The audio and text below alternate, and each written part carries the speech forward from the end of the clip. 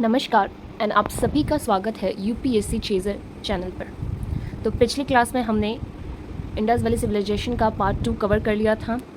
आज हम Indus valley civilisation के कुछ इम्पॉर्टेंट साइट्स हैं उसे कवर करेंगे। तो सबसे पहले है हड़प्पा। तो ये आप हड़प्पा का इमेज देख पा रहे हैं, किस तरह अर्बन टाउन्स वहाँ पर थे। तो अगर मैं आपको हड़प्पा का मैप दिखाऊं तो आप ये जो पोर्शन पूरा देख पा रहे हैं, आज के पाकिस्तान में हड़प्पा का साइट्स आता है। आप हड़प्पा देख पा रहे हैं, इंडस वैली देखिए इन सिंधु रिवर के बिल्कुल पास है, इन सिंधु रिवर के। फिर यहाँ मोहनजोदारो है, मेहरगढ़ है, यहाँ लोथल है। तो ये सब अभी आज के पंजाब और पाकिस्तान के मैप में आता है।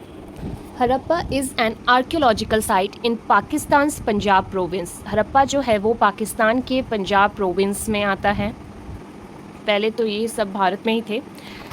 The place gets its name from a new town near the historic Ravi River route. Ravi river के पास है ये। Around 6000 BCE, the Harappan civilization had its first roots in culture such as Mehergarh, Mohenjo-daro and Harappa, the two most important towns.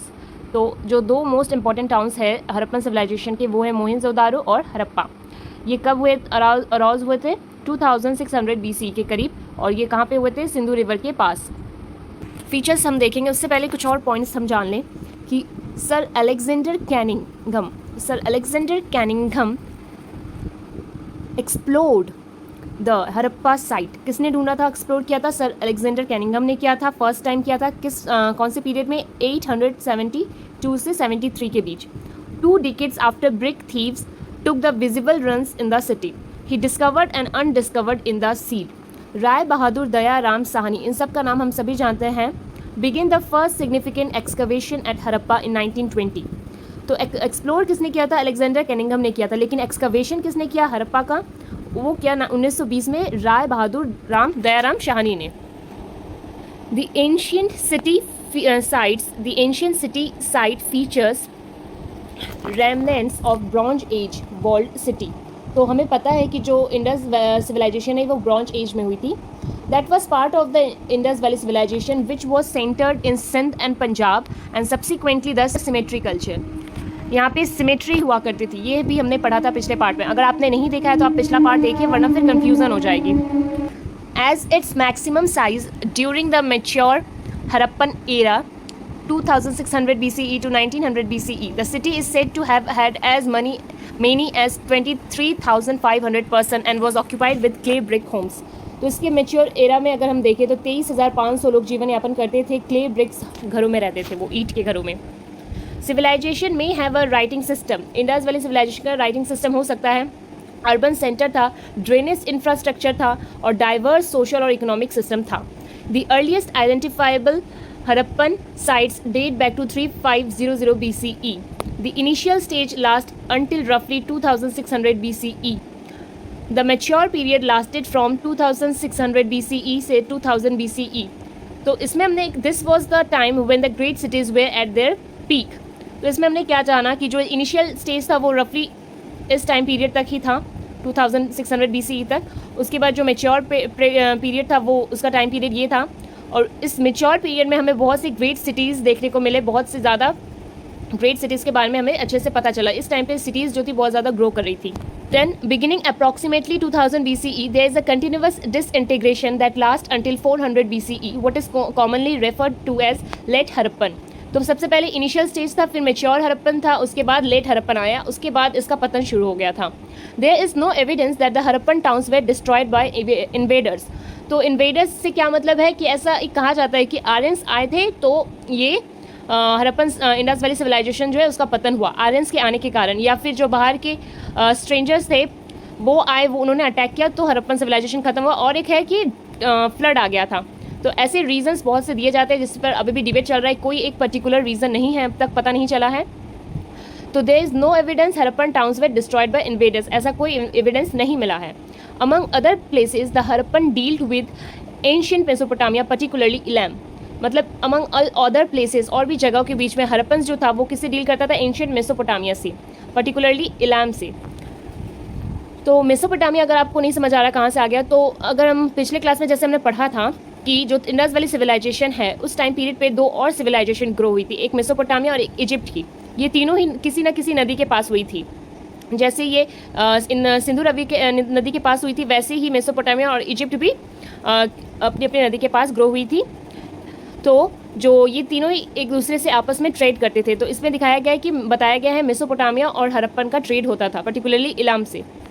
The principal commerce items were cotton textile का और agricultural goods, इसका commerce से trade किया जाता था। Harappan merchants also had procurement colonies in Mesopotamia that acted as commercial hub, यानी कि जो हड़प्पन के मर्चेंट्स थे मेसोपोटामिया में, उनका खुद का कमर्शियल हब हुआ करता था, कॉलोनीज हुआ करती थी जहाँ पर वो कमर्शियल हब करते थे, यानी कि इन दोनों के बीच ही बिजनेस हुआ करता था।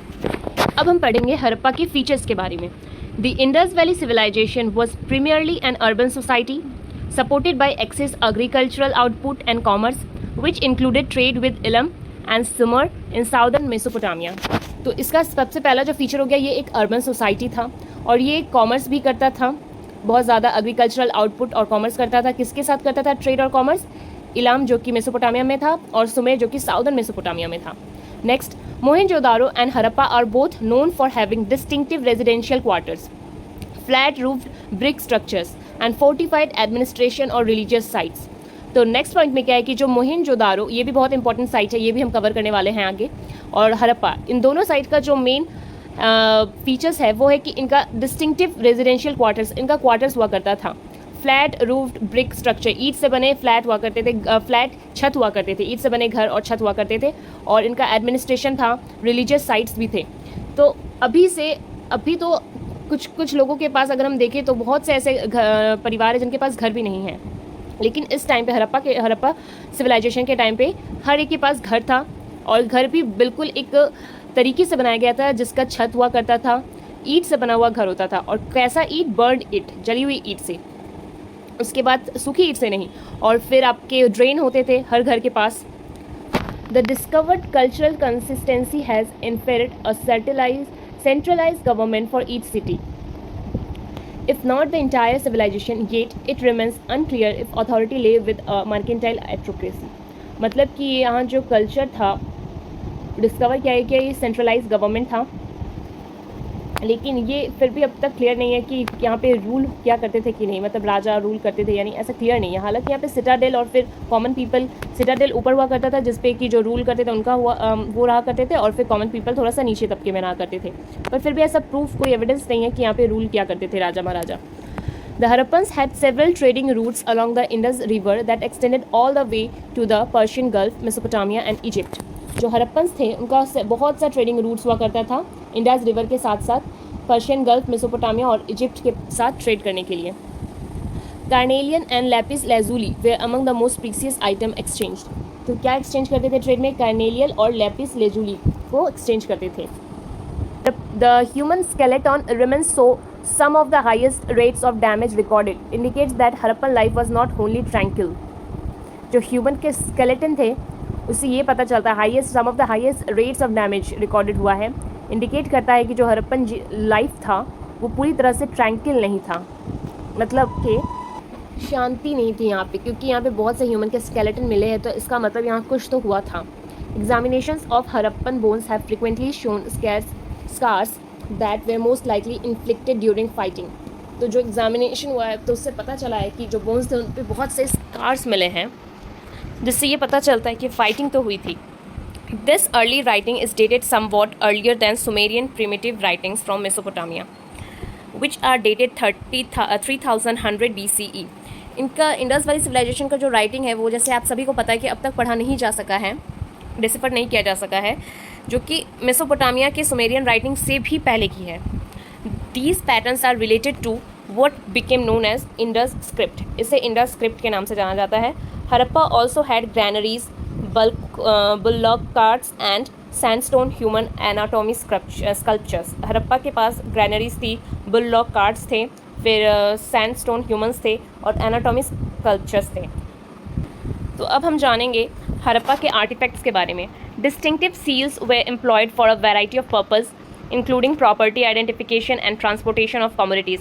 यहाँ पे सील्स भी थे डिस्टिंक्टिव, अलग अलग तरीके के, प्रॉपर्टी आइडेंटिफिकेशन करने के लिए और ट्रांसपोर्ट कमोडिटीज़ ट्रेड में यूज़ होता था, तो बहुत तरीके के सील थे यहाँ पे। आयरन वॉज नॉट यूज, यहाँ पे लोहे का यूज़ नहीं किया गया था। Despite the fact that copper and bronze were, iron का इस्तेमाल नहीं करना शुरू हुआ था, यहाँ पे कॉपर और ब्रोंज का इस्तेमाल किया जाता था। Cotton was women and coloured for clothes, cotton जो था उसका इस्तेमाल होता था, कॉटन जो था उसका इस्तेमाल होता था और कलर्ड फॉर क्लोथ्स में कलर किया जाता था। Wheat, rice and a variety of vegetables, fruits were grown and a number of animals including the humped bull, fighting birds were tamed. मतलब कि हड़प्पा में और क्या क्या था, cotton, wheat, rice, vegetable, fruits, ये सभी थे। फिर आपके एनिमल्स में हम्प्ड बुल थे, फाइटिंग बर्ड्स थी, ये सब कुछ हड़प्पा साइट में पाया गया है। Wheel made pottery, some with animal and geometric themes, has been discovered in abundance at all of the main Indus site. तो इंडस साइट के पास क्या मिला है, व्हील मेड पॉटरी मिला है, व्हील मेड पॉटरी मिली है। फिर जो एनिमल और जियोमेट्रिक थीम्स में थी, उसके बाद trident saved and plant like patterns भी मिले हैं। Was discovered on clay and stone tablet discovered at Harappa, carbon dated 3300 BCE से 3200 BCE तक। क्या मिला है, प्लांट लाइक पैटर्न्स, पौधों की तरह। The Harappan were skilled in manufacture and application of bronze, जो हड़प्पन थे उन्हें बहुत अच्छे से आता था मैन्युफैक्चर का काम और ब्रॉन्ज का काम। The Harappans were well known for their abilities in boat building, bead making and seal making. Terracotta manufacture was another important skill. जो हड़प्पन थे उन्हें बहुत अच्छे से पता था, they well known their abilities, board making करते थे वो, बोर्ड बनाना पता था उन्हें, बीड मेकिंग बनाना मालूम था। बीड मतलब कि छोटे लकड़ी या शीशे के छोटे छोटे माला, मोती की जैसे माला बनाते हैं वैसे बीड की माला बनाया करते थे। उसके बाद सील मेकिंग और टेराकोटा मैन्युफैक्चर यहाँ देखा गया है इंपॉर्टेंट स्किल के रूप में। Gold Smith made jewelleries out of silver, gold और प्रीसियस स्टोन। गोल्ड स्मिथ थे वो ज्वेलरी बनाते थे सिल्वर, गोल्ड और प्रीसियस स्टोन से। Conclusion: The Indus Valley civilization was predominantly an urban culture that was supported by excess agricultural output and commerce. जो Indus valley civilisation था वो एक अर्बन कल्चर था और यहाँ पे एक्सेस काम क्या किया जाता था, एग्रीकल्चर और कॉमर्स का। किसके साथ किया जाता था, कॉमर्स एंड ट्रेड, इलम and Sumer in southern Mesopotamia के साथ। और Harappa is an archaeological site in the Pakistani state of Punjab. तो हड़प्पा जो है वो आज के पाकिस्तान और पंजाब राज्य के पास है। The area is named after a new settlement located near the old river Ravi river path. इस एरिया का नाम ओल्ड पुराने रावी रिवर पाथ के पास होने के कारण इसका नाम ऐसा रखा गया। The rooms of a bronze age walled city from the Indus valley civilisation में be seen at the old city site. तो आज हमने हड़प्पा के फीचर, आर्टिफैक्ट्स, उसका इंट्रोडक्शन देखा और कंक्लूजन देखा। नेक्स्ट हम मोहनजोदारो साइट के बारे में जानेंगे। तब तक के लिए आप वीडियो को लाइक करें, शेयर करें और अपने फ्रेंड्स और फैमिली के साथ वीडियो को ढेर सारा शेयर करें। Thank you so much for watching this video.